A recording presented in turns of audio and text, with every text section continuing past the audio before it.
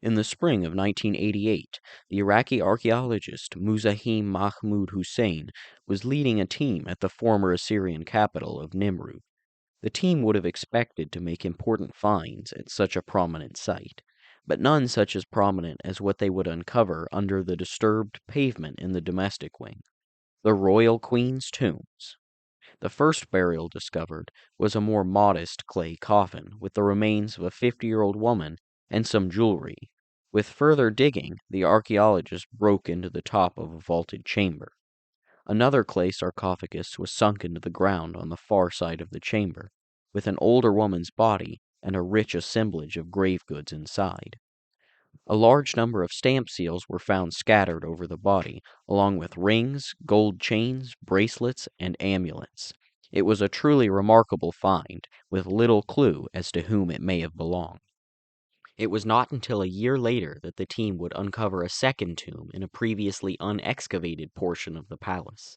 This time, the vaulted chambers were more readily apparent when the debris was cleared, as most of the original pavement had been cleared in antiquity. A large limestone slab covered the entrance to a pit, which had a bricked-up doorway on its south side. After removing this obstacle, two chambers were revealed, an outer one with a niche for a curse tablet, and an inner burial chamber. At the end of the burial chamber was a large calcite sarcophagus collecting dust. The chamber had never been infiltrated or suffered extreme damage, leaving the funerary artifacts well preserved. The two bodies were identified in the sarcophagus with a mass of dyed textiles and over 700 golden artifacts. Hussein immediately contacted the higher-ups in Baghdad to transport the important finds. Nothing like it had ever been seen before. Truly, it was one of the greatest discoveries of Iraqi archaeology. But the finds did not stop there. Hussein and his team would go on to uncover 3 more tombs and a set of largely empty vaults. Though the burial chambers in these had all been looted, Tomb 3 still contained fully ornamented metal bathtub coffins in the untouched entry chamber. Such a catalog of artifacts was unprecedented, immediately becoming the largest collection of Assyrian royal jewelry and our primary source. Tomb 3 contains the earliest finds, Munisu Mukaneshat Nineveh, the wife of Ashurnazir-Pal II, being the first one buried here. Her name can be found on their sarcophagus in Tomb 3, and in a funerary inscription that describes her as the daughter of the king's great cupbearer. The queen, who bore the title Munus Egal, ruled in strict succession and often held her position for life. This is the case for Munisu Mukaneshat Nineveh, who was still queen when the new king, Shalmaneser III, came to the throne. However, this life appointment did not always work out in practice, the king being able to replace a queen if the political situation necessitated it. Unfortunately, Munisu Mukaneshat Nineveh's burial chamber was robbed in antiquity, leaving us with very few artifacts to associate with what must have been a great assemblage of objects. Subsequently, there is a gap in the record of the queen's tombs, with none of their burials being known for the next 50-plus years. Shalmaneser IV's queen, Hama, is next attested. Her remains were found in a bronze coffin in the antechamber of Tomb 3, with a fantastic collection of riches. Many of these display previous signs of use, which may suggest a rushed burial. 2 of the better-known goods include a stamp seal and an intricate crown. The crown features pomegranates, flowers, grapevines, and 8 female figures with wings. The style of these figures, which wear a short-sleeved ankle-length dress, is not apparent, but Tracy Spurrier suggests it may reflect the typical attire of an Assyrian queen. Looking more closely, one can also see lapis lazuli grapes hanging off the bottom edge of the headdress. It is also possible the vines, in combination with these dangling grapes, were connected with notions of fertility, particularly important for the queen, who is expected to bear children. The stamp seal found on her body contains an image of a female standing before a seated goddess. A large lion and scorpion are depicted in proximity to the goddess, which might suggest she is to be identified with the goddess Mulisu, the consort of Ashur. The woman need not represent Hama specifically, as she could also be a generic representation of queenship. Around the edge of the seal, an inscription identifies it as belonging to Hama, and thus identifies the body as well. A loop on the top of the object would have been used to suspend a seal from a chain that could have been attached to the queen's dress with a brooch. Beyond her burial, nothing is known about Hama, and only 2 documents known to us originate from her administration. Even their date is contested. Skeletal analysis suggests she was about 20 when she died, and considering the earliest she could have married, this suggests her husband outlived her by several years. She lived and died in a situation of great obscurity, but by an accident of archaeology, she is known to us for her riches. Along with the bronze coffin of Hama, 2 other bronze coffins were crammed into the antechamber of Tomb 3. It is highly unlikely the tomb was designed to place bronze coffins in the entryway, making them likely to be secondary deposits.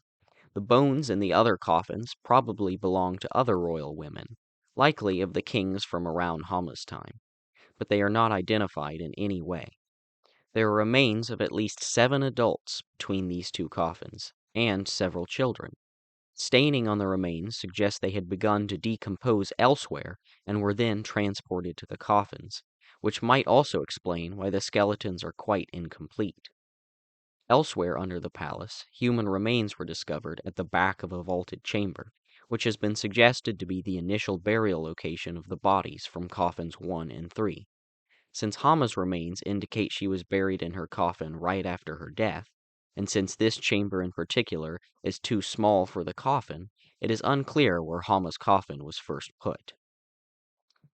In Tomb 2, the greatest amount of treasure was discovered in a white calcite sarcophagus containing the bodies of 2 women. Most agree the body placed on the bottom of the sarcophagus belongs to Yaba, queen of Tiglath-Pileser III, but the identity of the top body is less clear. 3 women are mentioned on objects in the tomb, Yaba, Banitu, and Atalia, meaning that it must be either Banitu or Italia. Limited parts of a skeleton were found outside of the sarcophagus, which could belong to the body of a 3rd queen. Nevertheless, this tomb was not initially intended for any of these women, but for a much earlier queen. All 4 tombs discovered were initially constructed by Ashurnasirpal II and Shalmaneser III, so they were all filled up well before many of their final occupants. Not wanting to construct new tombs, these queens were removed by later administrations to make way for new queens. The remains of the older queens might have been placed in an undiscovered chamber under the palace or loft.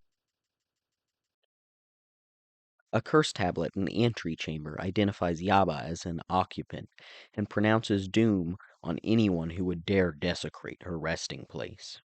Quote, "Whomever in the future, be it a queen who sits on the throne, or a palace lady who is a concubine of the king, removes me from my tomb, or puts anybody else with me, and lays his hand upon my jewelry with evil intent, or breaks open the seal of that tomb, above earth under the rays of the sun, let his spirit roam outside in thirst, below in the underworld, when libations of water are offered. He must not receive with the Anunnaki as a funerary offering any beer, wine, or meal. May Nin-Gish-Zida and the great doorkeeper, Bitu, the great gods of the underworld, afflict his corpse and ghost with eternal restlessness." Other items of interest from the sarcophagus include a crown, golden bowls, diadems, mirrors, earrings, pendants, bracelets, chains, rings, and anklets. The crown appears much less ornate than Hama's and was characterized by 1 gold band adorned with 96 rosettes. Gold bowls, one inscribed with Yaba's name, are Levantine and Egyptian in style, probably tribute items from the Assyrian kings' far-reaching conquests and trade connections. The best preserved mirror in the tomb belonged to Italia. According to the excavator's description, it is Egyptianizing in style. Quote, "At the juncture of the handle and the mirror is a papyrus decoration. The handle curves back and down to end in a ram's head. On the handle is an incised scorpion along with an inscription." End quote. Many more items of great interest were discovered, and since I can't cover them all, I will leave a link to the excavation report, complete with color pictures, in the description. The fourth tomb uncovered by Hussein and his team is not quite as interesting as the others, as it was already thoroughly robbed and no inscriptional evidence can identify its occupants. Some carnelian beads, a bronze mirror, pottery, and stamp seals indicate this burial was similar to the rest. Though many were robbed, and others lack the thorough documentation archaeologists so often like to see, the queens of the Assyrian tombs remain one of the greatest discoveries of Near Eastern archaeology, and our main source for royal burials and royal women. Though largely overshadowed by the king and their lifetimes, these queens have become exceptionally important for modern historians, and their burials certainly overshadow those of the kings.